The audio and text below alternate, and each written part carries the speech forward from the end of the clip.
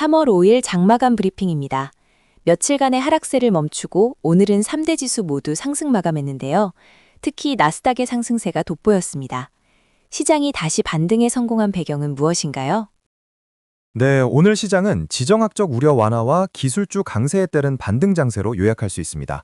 다우존스 산업평균 지수는 0.5%가량 상승했고 S&P 500 지수는 0.8% 올랐습니다. 기술주 중심의 나스닥 지수는 1.3% 상승하며 가장 강한 회복세를 보였습니다.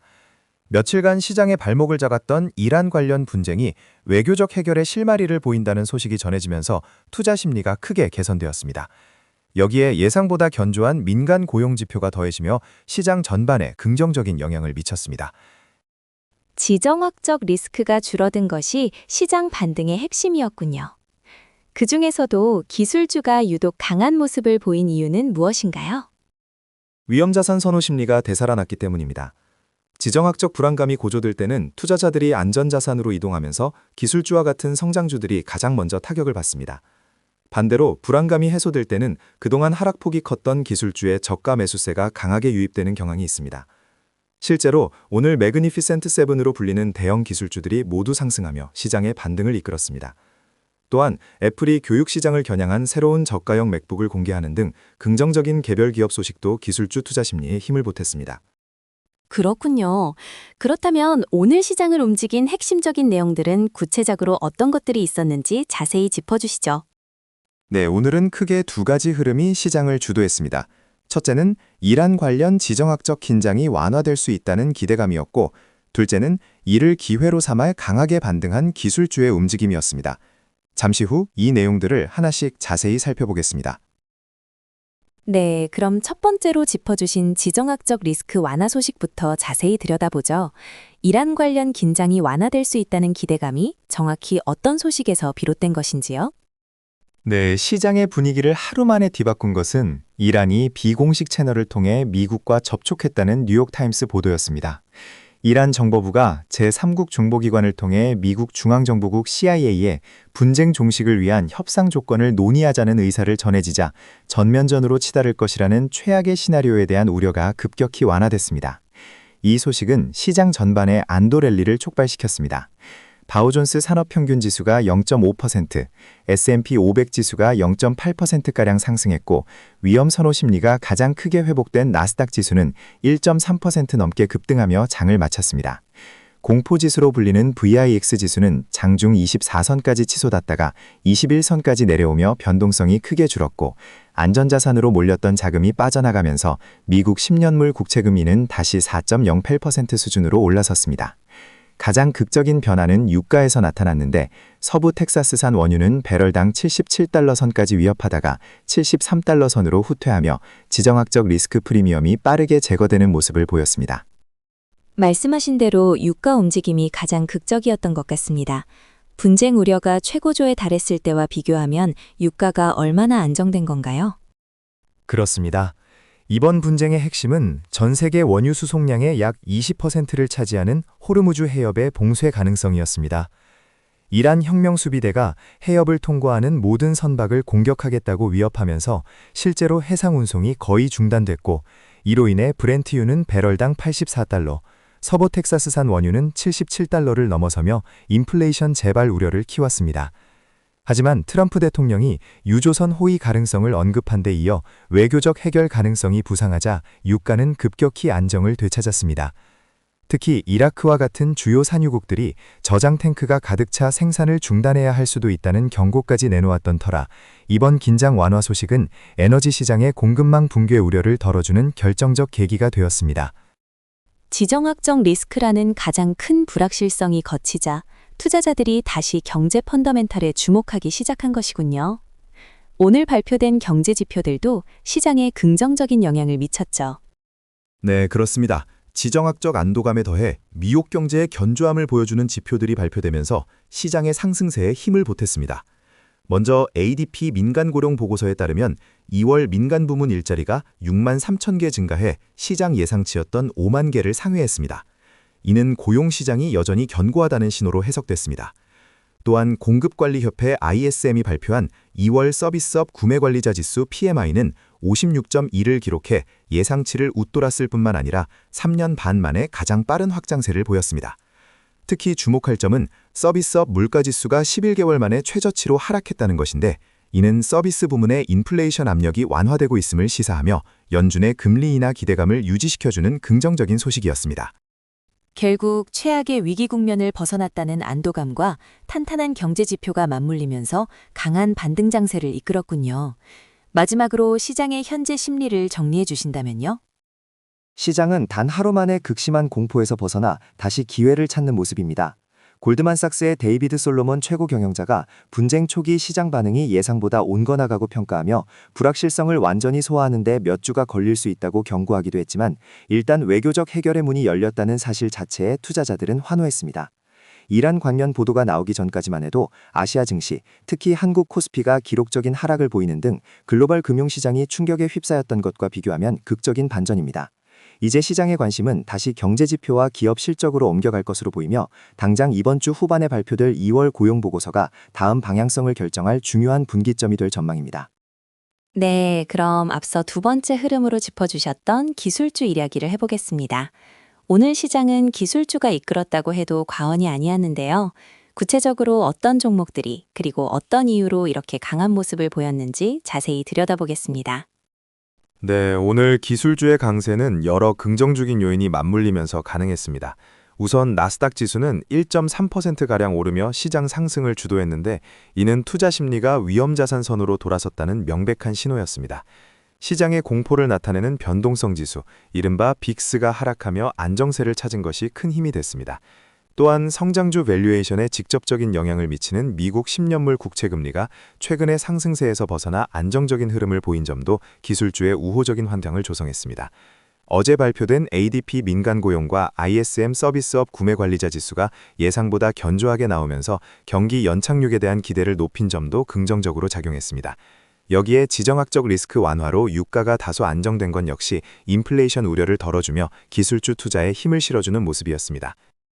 말씀하신 대로 대형 기술주, 이른바 매그니피센트 세븐의 동반 상승이 인상적이었습니다. 개별 종목들의 움직임은 어땠나요? 네, 오늘 장은 매그니피센트 세븐 종목군이 모두 상승하며 시장을 이끌었습니다. 특히 인공지능 랠리의 선두주자인 엔비디아는 견조한 상승세를 이어갔습니다. 애플 역시 저가형 맥북 네오를 공개하며 교용 및 보급형 시장 공략에 대한 기대감으로 주가가 긍정적인 반응을 보였습니다. 이 신제품은 구글의 크롬북이나 저가 윈도우 PC와 직접적으로 경쟁하기 위한 전략적 모델로 평가받고 있습니다. 한편 최근 주가 흐름이 다소 부진했던 테슬라도 뱅크 오브 아메리카가 자율주행과 로보택시 부문의 선두주자라며 긍정적인 투자 의견을 내놓은 데 힘입어 반등에 성공하는 등 대형 기술주 전반에 걸쳐 매수세가 유입되는 하루였습니다. 대형주뿐만 아니라 기술 섹터 전반으로 온기가 확산되는 모습이었나요? 그렇습니다. 특히 반도체 섹터의 강세가 두드러졌습니다. 필라델피아 반도체 지수는 나스닥 상승률을 웃도는 강한 흐름을 보이며 기술주 랠리에 대한 신뢰를 더했습니다. 이는 인공지능 기술이 엔비디아와 같은 선두 기업을 넘어 데이터 센터에 필요한 CPU나 관련 장비 등 반도체 생태계 전반에 긍정적인 영향을 미칠 것이라는 기대감이 반영된 결과입니다. 실제로 엔비디아의 젠슨 황 최고 경영자가 한 컨퍼런스에서 인공지능 스타트업에 대한 대규모 투자가 일단락되었음을 시사하는 발언을 했음에도 불구하고 시장은 인공지능 산업의 구조적 성장에 대한 믿음을 이어가는 분위기입니다. 오늘의 강한 반등이 추세적인 상승으로 이어질 수 있을까요? 앞으로 주목해야 할 변수는 무엇이 있을까요? 오늘 반등은 분명 긍정적이지만 추세 전환을 단정하기는 이릅니다. 시장은 여전히 경제 지표에 민감하게 반응할 것으로 보입니다. 당장 오늘 발표될 주간 신규 실업수당 청구 건수를 시작으로 시장의 관심은 내일 발표될 2월 비농업 고용 보고서에 집중될 것입니다. 어제 발표된 ADP 민간 고용이 예상을 상회한 만큼 고용시장의 열기가 식지 않은 것으로 확인될 경우 연준의 금리 인하 기대감이 후퇴하며 국채 금리가 다시 상승 압력을 받을 수 있습니다. 이는 기술주에 다시 부담으로 작용할 수 있기 때문에 고용지표의 세부 내용을 면밀히 살피며 시장의 방향성을 가늠해야 할 시점입니다.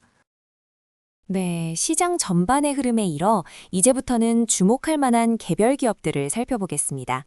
오늘 첫 번째로 다룰 기업은 브로드컴인데요.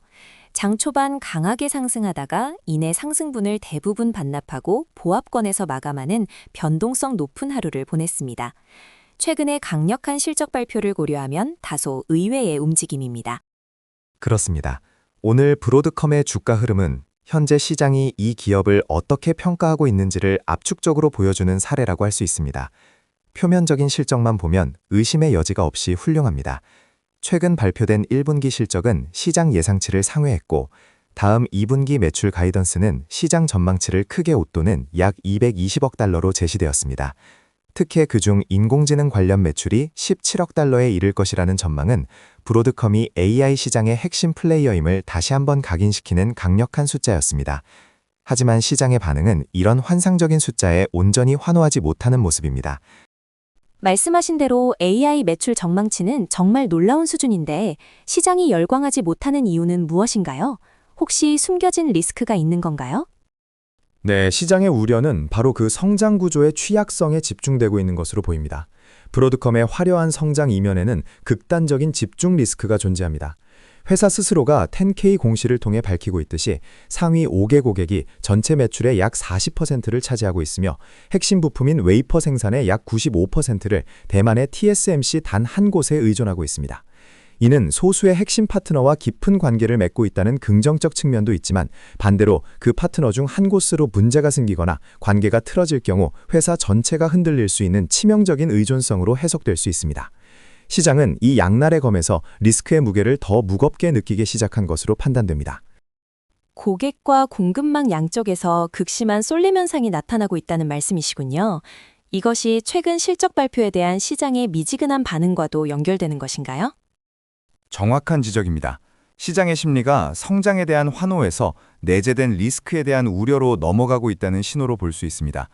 일부 언론에서 AI 공포의 벽이라는 표현을 사용한 것처럼 시장의 기대치가 이미 최고조에 달해 있기 때문에 완벽한 실적을 발표해도 주가가 오르지 못하는 현상이 나타나는 것입니다.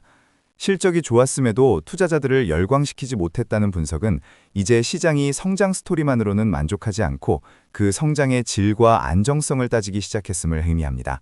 즉, 투자자들이 브로드컴의 구조적 리스크를 가치 평가에 본격적으로 반영하기 시작하면서 주가 상승에 제동이 걸린 상황으로 관찰됩니다.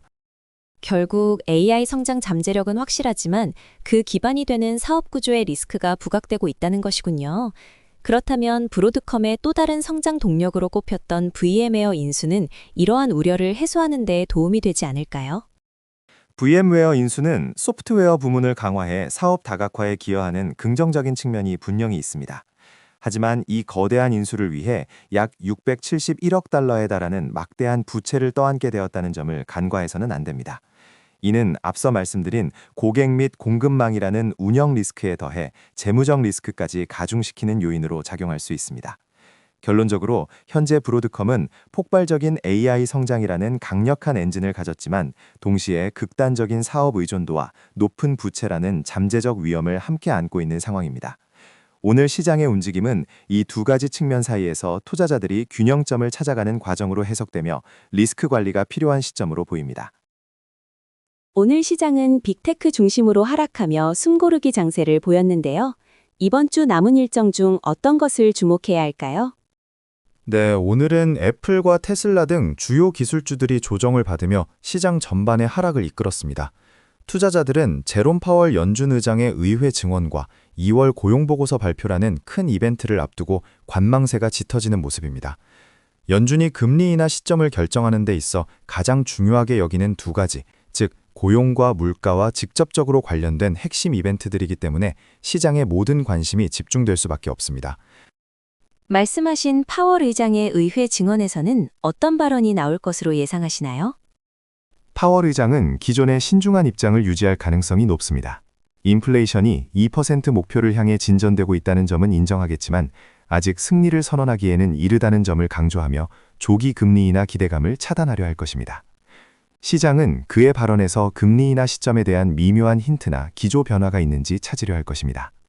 특히 최근 발표된 일부 물가 지표가 예상보다 높게 나온 만큼 이에 대한 연준의 평가가 어떻게 제시될지가 관건입니다. 증언과 함께 발표될 2월 고용보고서도 시장의 중요한 분수령이 되겠군요. 그렇습니다. 오는 금요일 발표될 2월 비농업 고용지표는 파월 의장의 증언과 맞물려 시장에 큰 영향을 미칠 것입니다.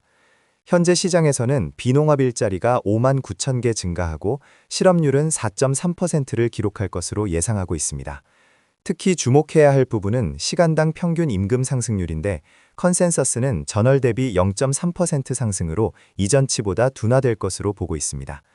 만약 고용이 예상보다 크게 둔화되는 모습을 보인다면 연준의 금리 인하 기대감이 커질 수 있지만 임금 상승률이 여전히 높게 나타난다면 인플레이션 우려를 다시 자극할 수 있습니다. 고용보고서 이후 다음 주에도 중요한 경제지표 발표가 예정되어 있나요? 네, 고용보고서라는 큰 산을 넘으면 다음 주에는 2월 소비자 물가지수 CPI 발표가 기다리고 있습니다. 고용시장이 연준의 정책 결정의 한 축을 담당한다면 다른 한 축은 바로 물가 데이터입니다. 지난 1월 CPI가 예상보다 높게 나오면서 시장이 한 차례 충격을 받았던 만큼 이번 2월 CPI에서 인플레이션 둔화 추세가 다시 확인되는지가 매우 중요합니다. 만약 물가 압력이 여전히 높은 것으로 나타난다면 시장의 금리 인하 기대 시점은 더 뒤로 밀려날 수 있습니다.